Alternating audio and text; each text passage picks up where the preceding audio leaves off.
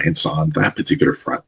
One of the benefits, obviously, of that is the fact that I can now build stores not only here nationally, but I can also get into the US. And the value that he really brought to the table was he already knows the contacts, the crews in Winnipeg, in Vancouver, in Montreal, in New York City, etc.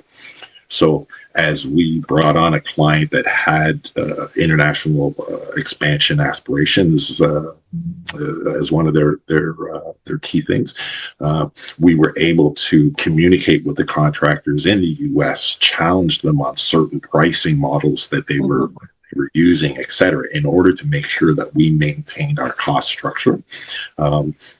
So today I have a full-fledged head office, if you want to call it. I've got HR, I've got the accounting professionals in place, I've got the construction professionals, the legal professionals, etc. And the way that I've structured that essentially with my team is one day a week, we will dedicate a block of hours to my clients. So we'll do something on Zoom. It gives the franchisor the opportunity to sit at a table with his entire executive team around him. I mean, we're using Zoom, so we have these different windows. But what we do is we move from issue to issue, giving my marketing professional an opportunity to speak about the next campaign, where we are on the next campaign, how we're going to roll out that campaign, what are the costs that are involved in that campaign, etc. And then to gain that approval that is always going to be required. Again, once that particular individual is finished, we moved on to the construction. How is store number 3 coming along? What are the costs involved here? The landlord has an issue with something. I mean, it's a central docking port for this particular franchisor to be able to routinely meet with those builders. We call them the components of the business that will help us to advance. So that's what we've done. And then we've diversified. So it's not just limited to franchising, because our business expertise does lend itself in a number of different areas. I've taken on real estate portfolios for developers, landowners and developers. We've gotten out of food and into some other areas also. So, and the funny thing is that you're at the cutting edge now of new concepts, new ideas, people that are bringing products to the market that have never been here before. So they're looking for that right individual to be able to help them to navigate the early days, obviously, but to step outside of the kitchen, for lack of better term, and deploy a different mindset that's required, because now it's a construction company you run the case may be. So it's expanded my horizon for sure, but I love every day that I get up and I go to work.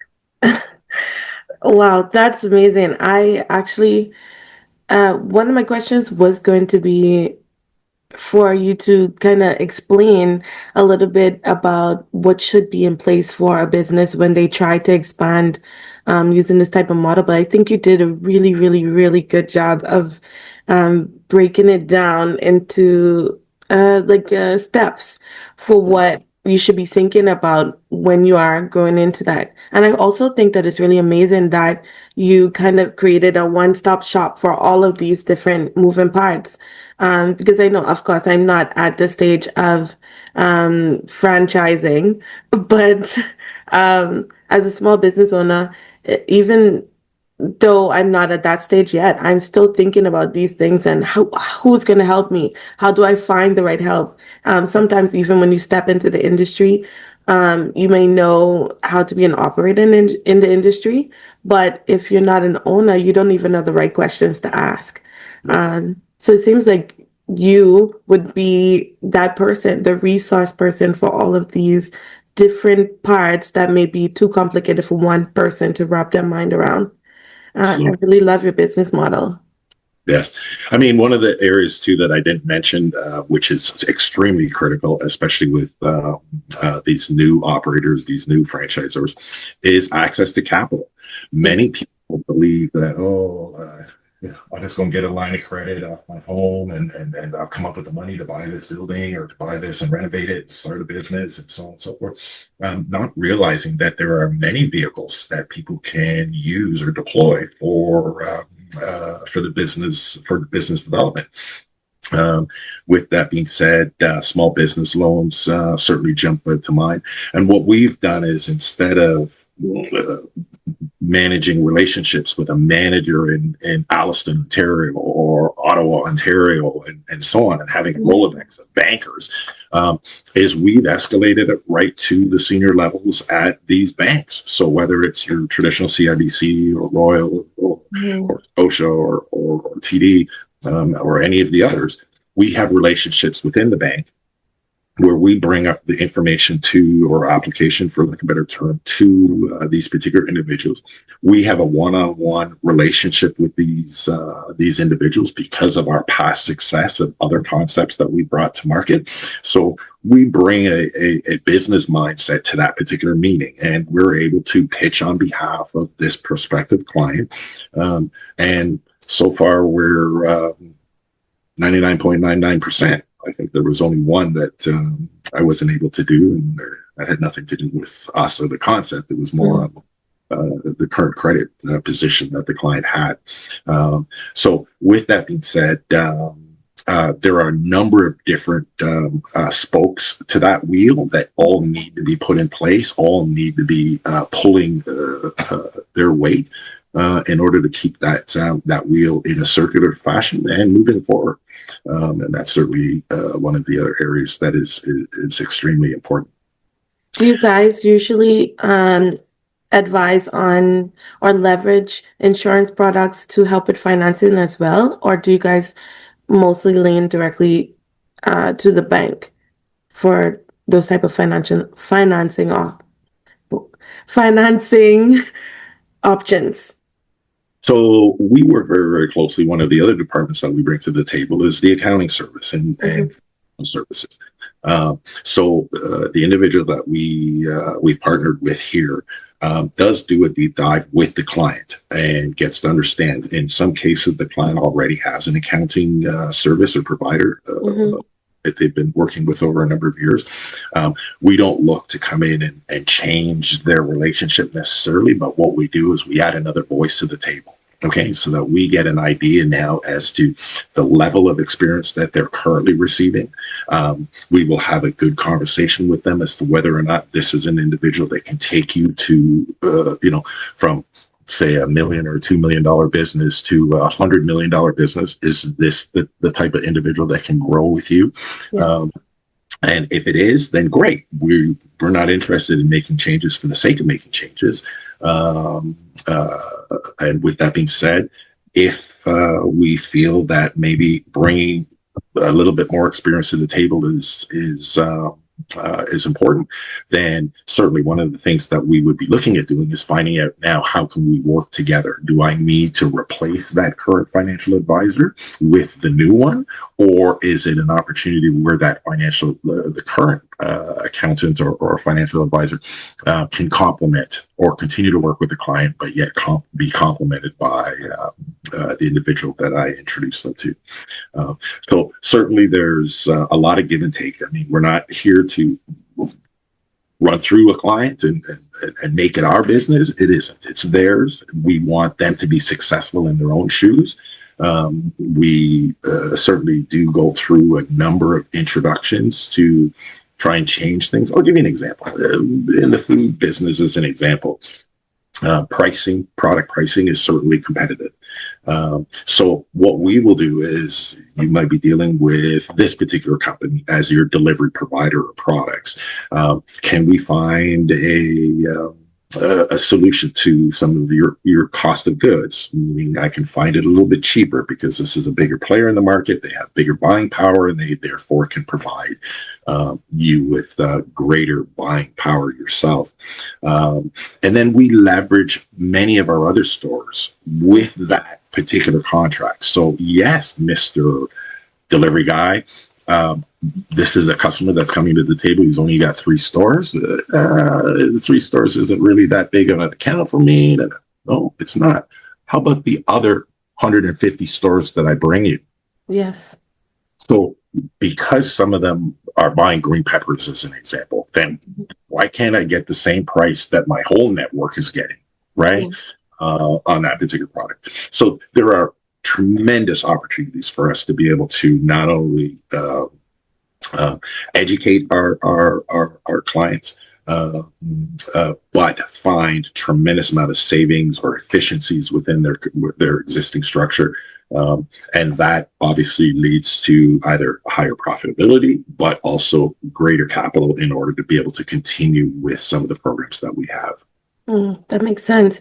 So, how does the way a business owner thinks need to change when they're moving from running maybe just one or two locations and then trying to build into a system that is able to be replicated? Because I know you mentioned that you have some people that come in with only 3 stores, but they might be looking to get to 10 stores or get to 100 stores like you guys have the experience of doing.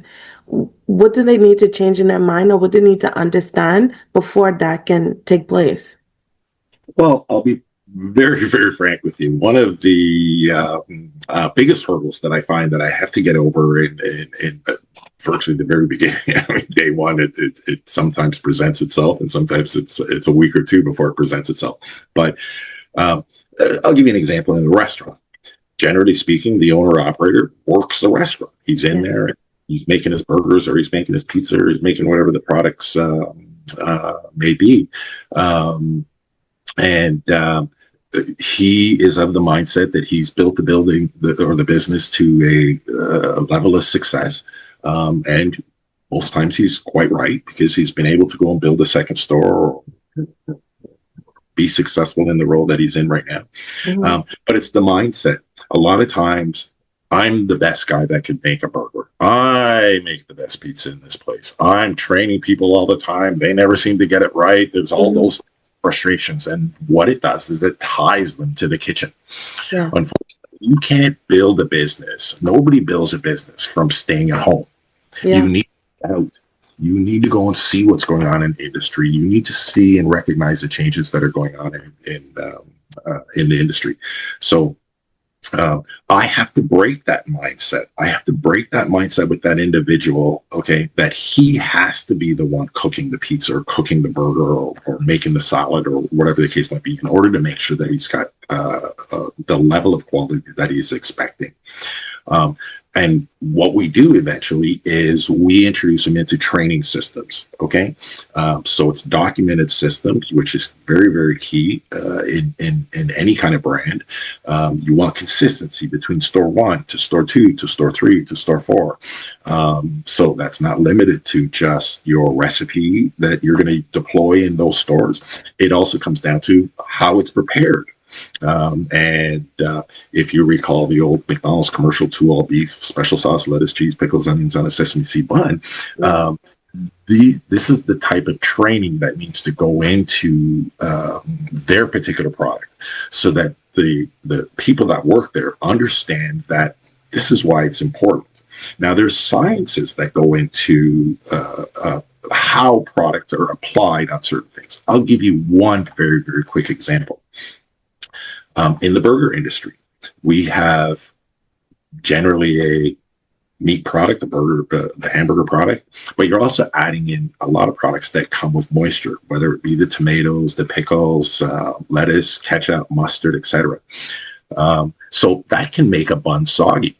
If I'm putting it into a bag and then sending it out to a customer who's going to eat it 10 minutes later, by the time they consume your product, they may not enjoy it because, again, so it's determining what are the applicable products that have to go on. Okay. What stage of ripeness the tomato should be in so that it's not overly watery. Okay. So when we bring a little bit of science to the table, it really not only educates the owner operator, but it could affect a lot of the processes that we deploy in training. Another very, very good example on the burger is ketchup and mustard. So one has a thick base, mustard, Mm-hmm. where ketchup has a very watery base. So if I put ketchup on my bun first and then add the mustard and add the relish and everything else that goes on top of it, the ketchup being watery is going to be absorbed in the bread product in your bun. Whereas if I put mustard on first, mustard has a thicker base. It acts more like a seal on the bun, then deploy the ketchup and so on and so forth. Now I'm not going to find myself in a situation where the bun is soggy. Okay. Okay. And that same mindset now needs to be processed through all of your other product ingredients. The fries, nice and crispy when I get it. I order it, get home, go to eat it, and it seems to be sort of soggy or it seems to be a little weaker. So is that because of the oil that you use? Is that because of the thickness of the potato slices that you're doing? All of this type of science, for lack of a better way to put it, needs to be explored. And I think that that's where we're able to bring a variety of expertise in those particular areas in order to be able to refine their product to not only achieve the taste profile that they're looking for, but also the serviceability and the customer enjoyment of that product. So it's a really systemized approach where you ensure that not just the owner's mindset around what they're building has to change. It's also their products. It's where they, I mean, I would imagine it's also where they choose to open up these businesses, what they choose to invest in along the way. That's a lot of work. That's a lot of work for you to do. So exactly, when I bring on a prospective franchisee as an example, people have personalities, and some personalities gel well, some don't gel well. So we really do a deep dive into our franchisor, get his mindset, understand exactly what it is that he's looking for in a partner, and then we go through an interview process with our prospective investors to be able to see a willingness for compliance. The reality is that this may very well be your store that you're paying for, but it's that guy's brand.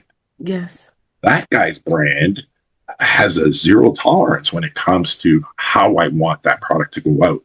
So can I work within those types of parameters, or am I, free to kind of, substitute mayonnaise for mustard because a customer wants it? No, if I send out a Big Mac and I put on it ketchup, which doesn't come with a Big Mac, then I'm not maintaining my trademark.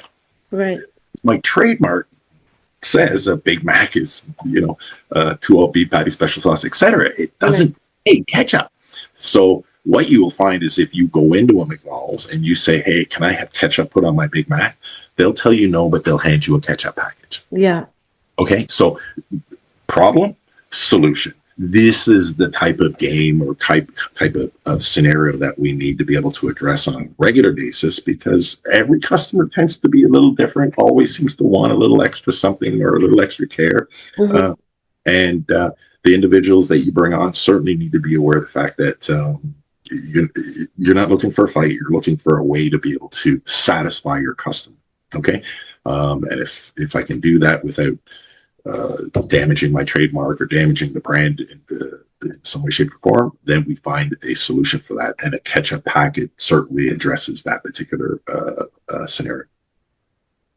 Yeah. I mean, that's really high level thinking. I mean, I feel that can relate to so many different ways that you think about businesses in general. I understand that the analogy was about, or that you used the example of McDonald's, but even thinking about businesses and how they grow and just systemizing in general, it makes so much sense that you should have the structure in place and only deviate from that plan if it can maintain the brand or the structure of the brand. So that was really insightful. Thank you so much for sharing that. Because we're getting close to time, I did want to ask, a lot of owners, they focus on driving more revenue, but at a certain point, revenue is not necessarily the main issue or the main focus. So what should they be focusing on instead once they've already gotten to a place where they are comfortable and actually making profits in their business? Right. I never look at the top line as a place where I get comfortable. Uh, I look at it as a wall. And yes, I strive towards that top line on a regular basis. I have my perceived projections, my targets, but I'm not just always happy with meeting my targets. I like to surpass my targets. So it's about how to navigate to that particular field. And this is where, again, working very, very closely with that owner operator, getting them out from behind the kitchen, taking them out to food shows, taking them out to different meetings that we attend, broadens his horizon to see the full picture. Okay. Whether it's in meetings that we have on Zoom with our team that explore different opportunities for them or not, this is very, very similar. So it really comes down to effective forms of marketing and then trying to understand marketing. Okay.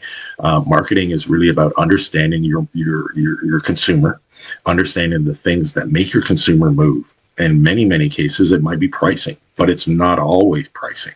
Okay.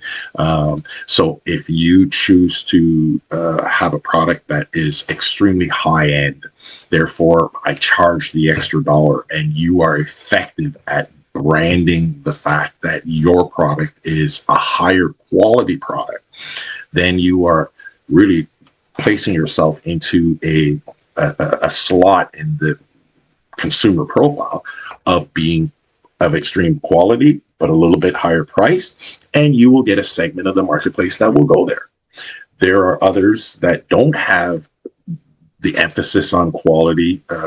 I'm talking about the consumer, their mindset. They're more interested in price. So how many people in the marketplace are there that are focused only on price? And how many are out there that are really, really focused on quality? And then how many are there that are sort of in the middle of those two? So this is where a lot of our marketing and research comes into play in a particular category of product. Then we try to write a business model or a plan to meet where the franchisor wants to place his product into that particular stream, and we develop a business plan or a marketing plan or an execution plan for us to be able to achieve that. Okay, marketing is effective to a certain degree because there are strategies behind marketing. One of those strategies, as an example, would be the number of times that a product is visible in front of the consumer. Okay, so let me go back to, say, flyers, which is one that's very common in most homes. So when I get a flyer today, am I instantly a Pizza Hut customer, or am I instantly a McDonald's customer because I saw that? No, it happens because of repetitiveness. Now, there is a formula. How many repeats does a customer need to see before they recognize you? Let's say I'm a new guy. I'm Extreme Burgers.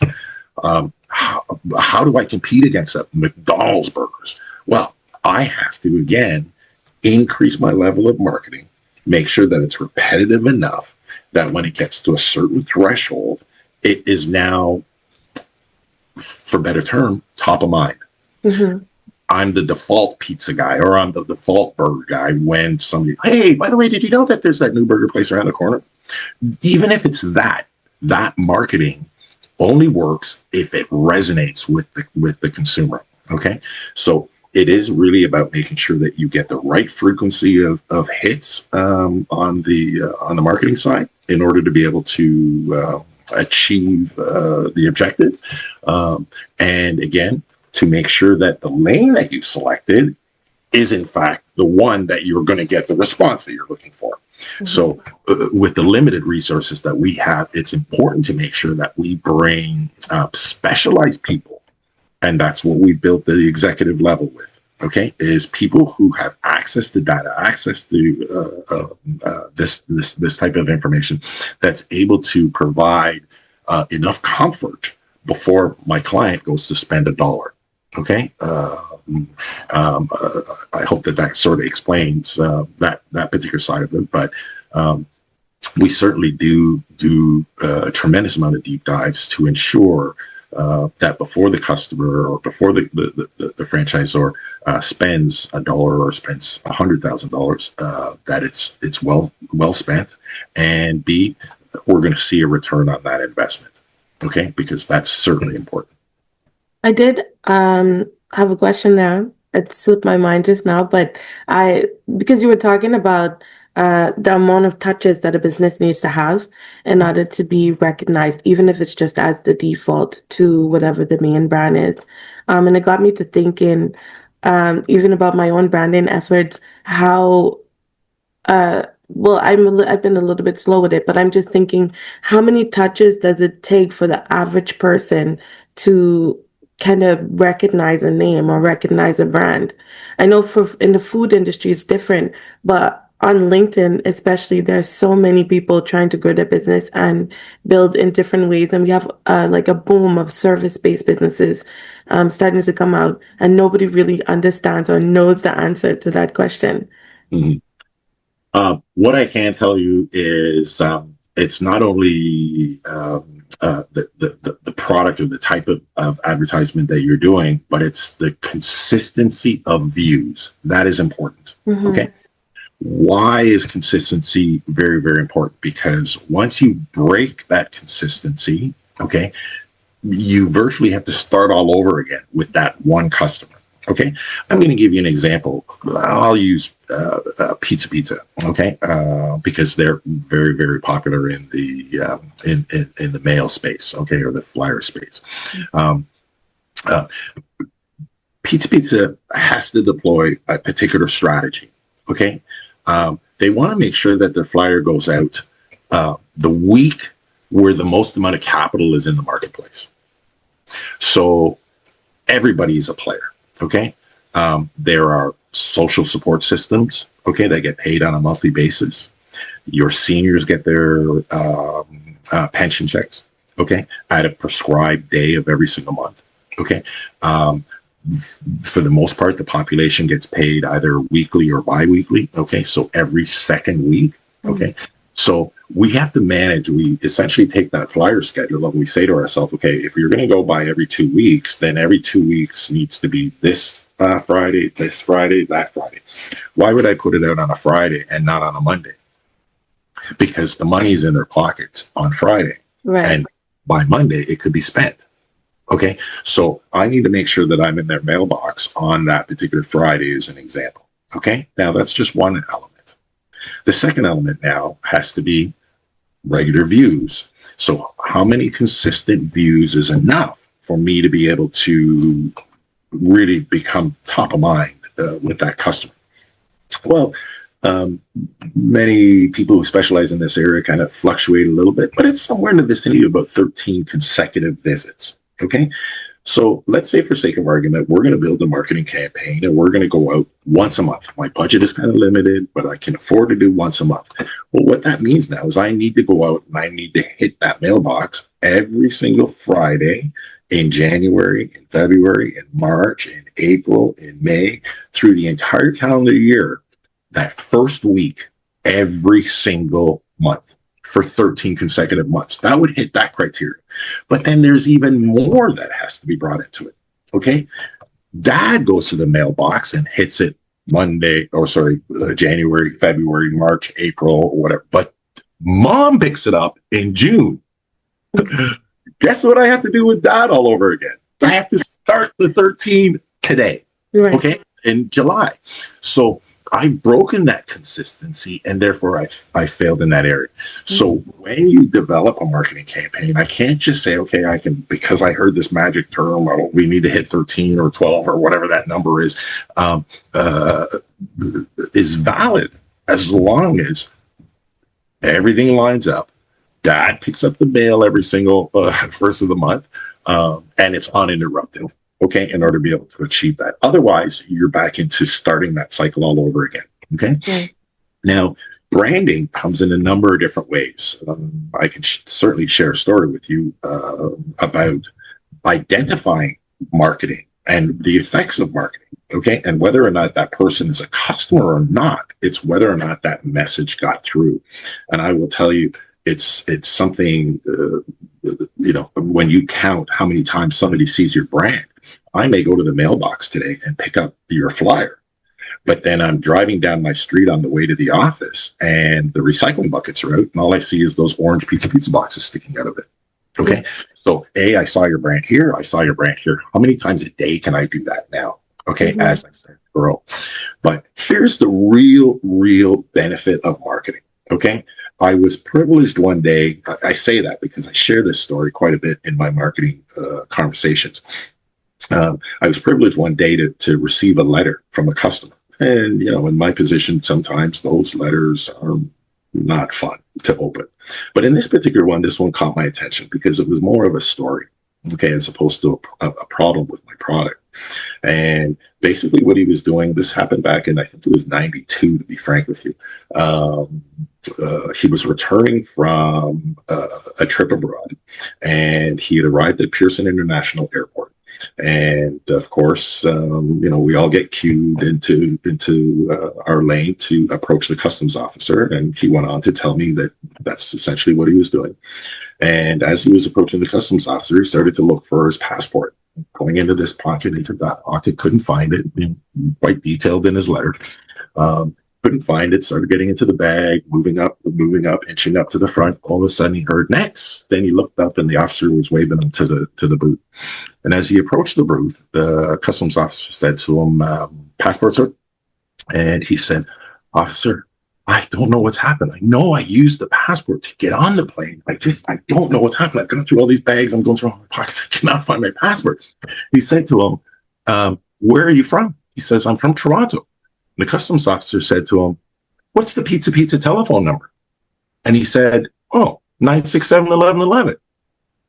And he turned around and he said to him, sir, that booth over there, I'd like you to make your way over to that booth and just explain to that officer what's happened. Okay. In the meantime, welcome home. No customs papers, no nothing. I've been welcomed home.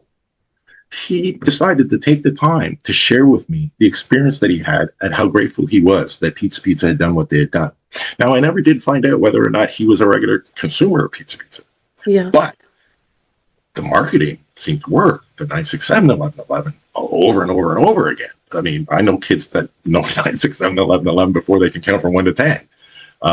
So there are intrinsic benefits that come from your marketing, and that your marketing is effective when it has results not associated necessarily with your product. Mm-hmm.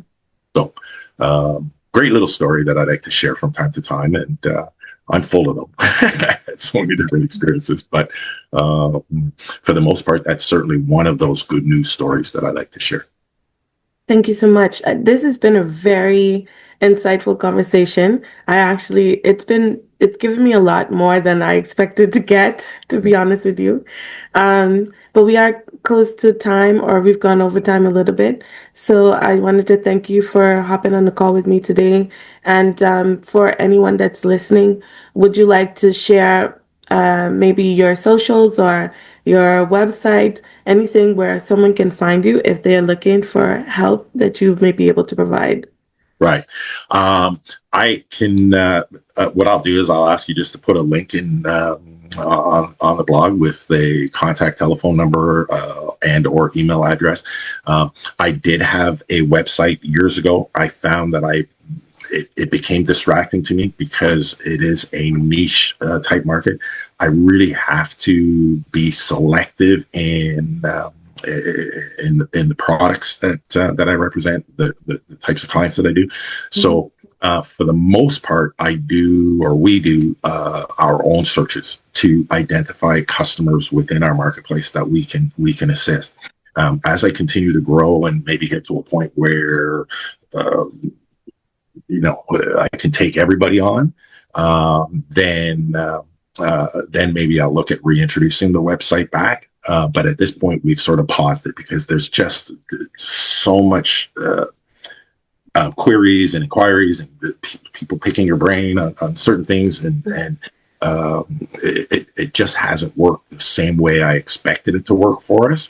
But we are now a lot more established that we can be a lot more selective in who it is that we want to work with. And I like to be able to get into those businesses.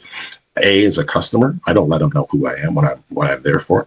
I come in, I'm a customer. I go to their competitors. I check them out thoroughly, the industry thoroughly, before actually going and presenting myself to that individual and what our services can provide for them. So certainly, I will provide you that information, and if you could do that for us, that'd be great. Yes, of course. Amazing. Let me just stop the record.